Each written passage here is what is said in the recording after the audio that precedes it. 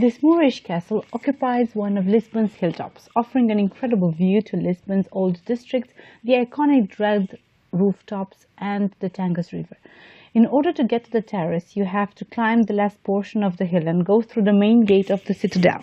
The main entrance to the citadel is a 19th century gate surmounted by the coat of arms of Portugal, the name of Queen Maria II, and the date 1846. This gate permits access to the main square, Praça d'Armas, which is decorated with old cannons and the bronze statue of Afonso Henriques, the Portuguese monarch who took the castle from the Moors. The castle itself has, of course, been reconstructed and the outer walls are reachable via stairs.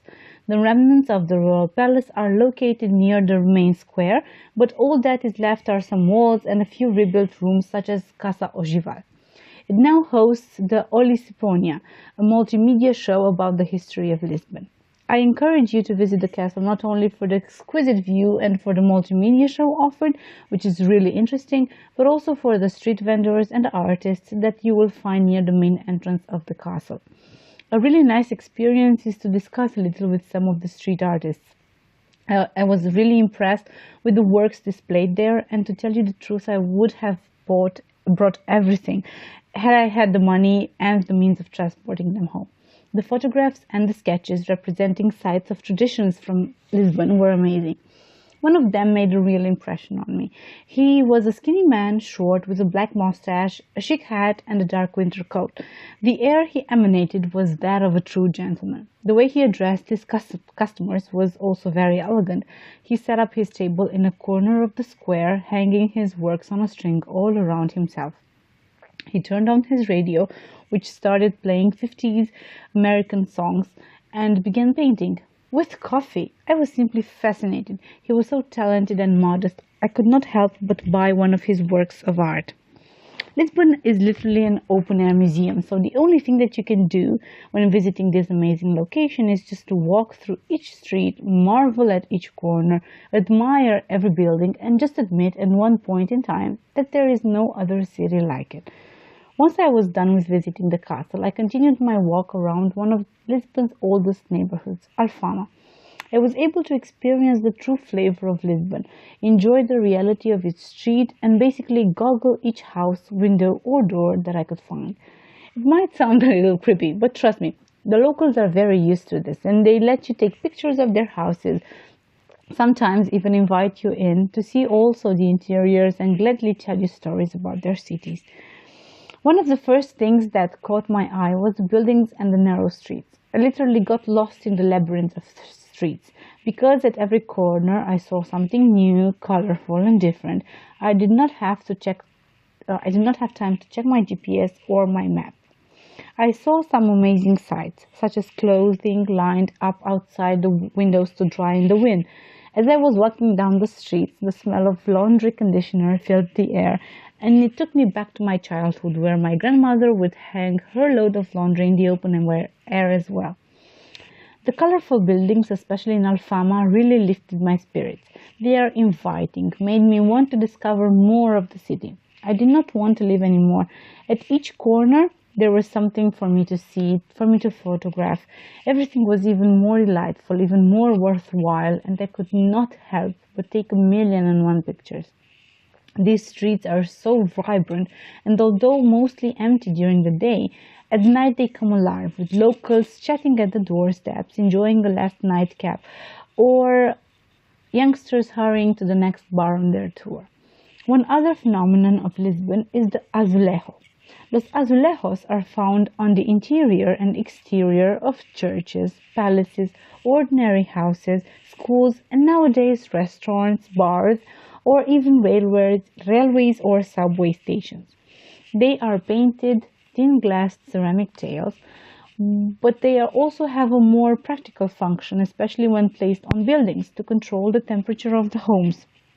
In Lisbon, they still constitute a major architecture aspect, and most of them chronicle various events in Portugal's history or portray personality that influenced Portugal throughout the various events that took place on its territory, and not only. The Portuguese are so proud of this architectural detail that they even created a museum dedicated to the azulejos. I did not get a chance to visit it during the time that I spent in Lisbon, but it is definitely on my itinerary for my next trip to Lisbon. As you can imagine, all those buildings, which were either very colored or very decorated with azulejos, had to have nice doors and windows. And although some of these buildings were old and decrepit, they still maintained their beauty and made you see beneath the rust or the scorched paint. Most of the windows, though, and doors were brightly colored, especially with red and green, which appeared to be two of the favorite colors of the Lisboners. Of course, this is easily explainable since the colors of the Portuguese flag are red and green, and the Portuguese people are very dedicated to their country. After spending almost an entire day in Alfama, I realized that there are still many things to see in Lisbon, so I continued my walk around the city, arriving at Convento do Carmo. The convent and its church were built during the 15th century in a plain Gothic style, typical for the religious orders of the time. During the earthquake in 1755, it was destroyed almost entirely, and nowadays only a few remnants of the former church can be seen. The convent now houses the National Museum of Archaeology. I could not visit the museum as it was a cash-only entrance fee. I did not have any cash on me, nor an ATM nearby. Next to the convent is the headquarters of the National Guard.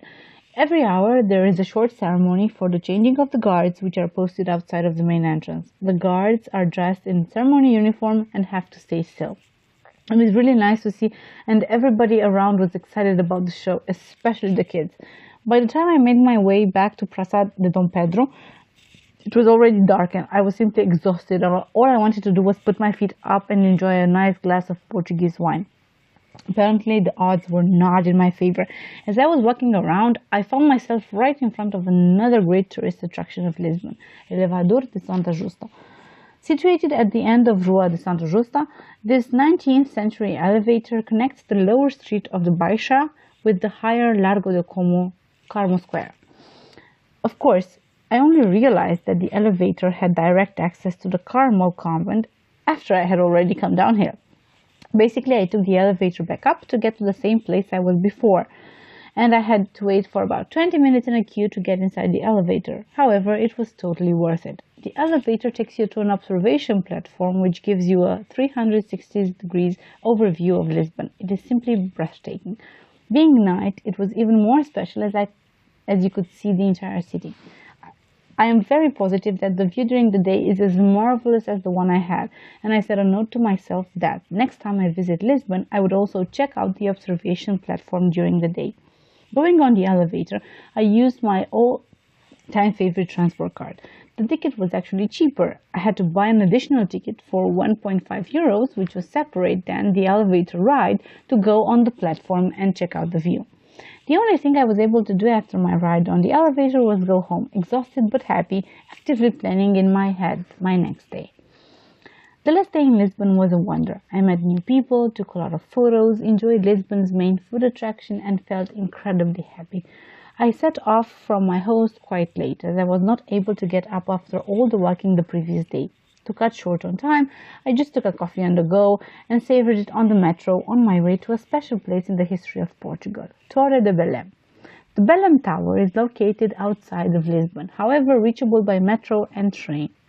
I had to ensure that my account on my transportation card had enough money for it, as there are different fares for both metro and train.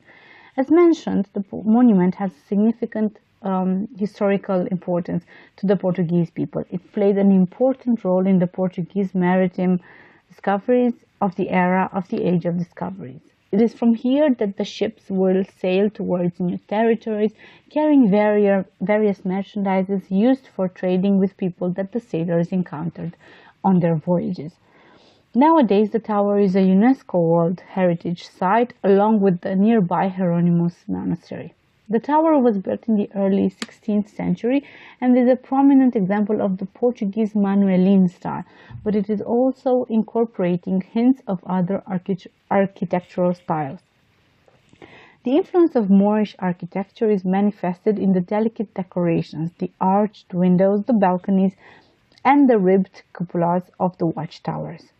The building itself is very imposing, sitting close to the shore as if rising from the Tagus River. I did not enter the interior of the tower. I preferred, instead of queuing, to eat Lisbon's best pastry, pastéis de nata. Close by the Torre de Belém, you will find one of Lisbon's most charming cafes, Pastéis de Belém. Famous for its offer of pastéis de nata, the coffee shop offers other fast dishes such as sandwiches, paninis, and other types of cakes. Ever since the 19th century, the confectioners at Pastéis de Belém handcrafted the delicious custard tart, following the ancient secret recipe from the monastery located close by. Throughout the time, the recipe itself did not change, and the custard tart is the same throughout Portugal, although you might see it renamed based on the location in which you find yourself. In order to get inside the cafe, I had to wait for a short while for a table to become available. With a capacity of more than 400 seats, there is still a queue forming every day. Since I visited the place on a Sunday, there was a great deal of locals also mingled among the tourists. The service, despite the full occupancy, was impeccable. I enjoyed a nice toast sandwich, the mandatory coffee, and 2 of those sweet wonders. Belém district is also home of the Monument of the Discoveries. The structure is relatively new, being built in 1939 as part of the Portuguese World Exhibition opening in June 1940. The Monument of the Discoveries represented a romanticized idealization of the Portuguese exploration that was typical of the Estado Novo regime of António de Oliveira Salazar. Throughout the years, the monument suffered some changes and also was relocated several times before finally resting on the bank of the Tagus River. It is an impressive architectural construction with detailed sculptures on both sides. The main sculpture, located in the center of the monument facing the sea, is the one of Harry the Navigator, holding a model of a carrack. On either side of the ramp of the monument are a total of 33 figures from the history of the discoveries. Through my walks in Lisbon in all 3 days, I have encountered a lot of churches, some of which I have also visited. I was extremely impressed by their architecture and their peacefulness, and I enjoyed them a lot.